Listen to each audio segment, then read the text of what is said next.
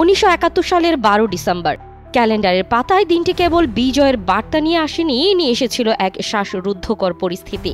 একদিকে যৌথ বাহিনীর কামানের গর্জনে কাঁপছে ঢাকার মাটি, অন্যদিকে পরাজয় নিশ্চিত জেনে পাকিস্তানি ঘাতকেরা নিচ্ছে ভয়ঙ্কর এক প্রতিশোধের প্রস্তুতি।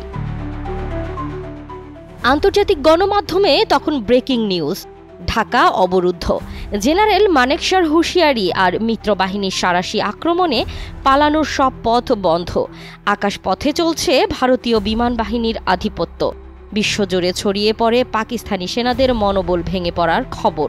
কিন্তু কোণঠাসা বাঘ যেমন ভয়ঙ্কর হয়, অবরুদ্ধ ঢাকায় হানাদার বাহিনী তখন ঠিক তেমনি। বিজয়ের ঠিক আগ মুহূর্তে 12 ডিসেম্বর ঢাকা সেনানিবাসে ঘটে এক ভয়াল ঘটনা। প্রাদেশিক সরকারের সামরিক উপদেষ্টা মেজর জেনারেল রাও ফরমান আলীর সভাপতিত্বে গোপন বৈঠকে বসে আলবদর ও আল শামস বাহিনীর নেতারা। বুদ্ধিজীবী হত্যাকাণ্ডের পরিকল্পনা সফল করতে 12 ডিসেম্বর দুপুরেই বিবিসির সাংবাদিক নিজামুদ্দিন আহমেদকে তার বাসা থেকে অপহরণ করে আলবদর বাহিনী।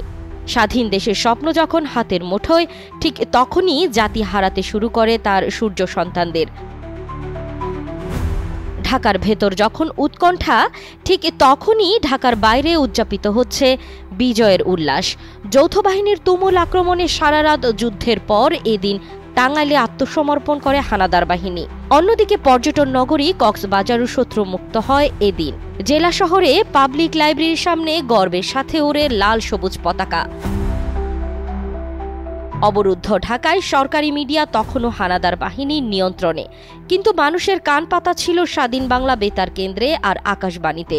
লোকমুখে ছড়িয়ে পড়া খবরে বাঙালি জেনে যায় মুক্তিযোদ্ধারা চলে এসেছেন।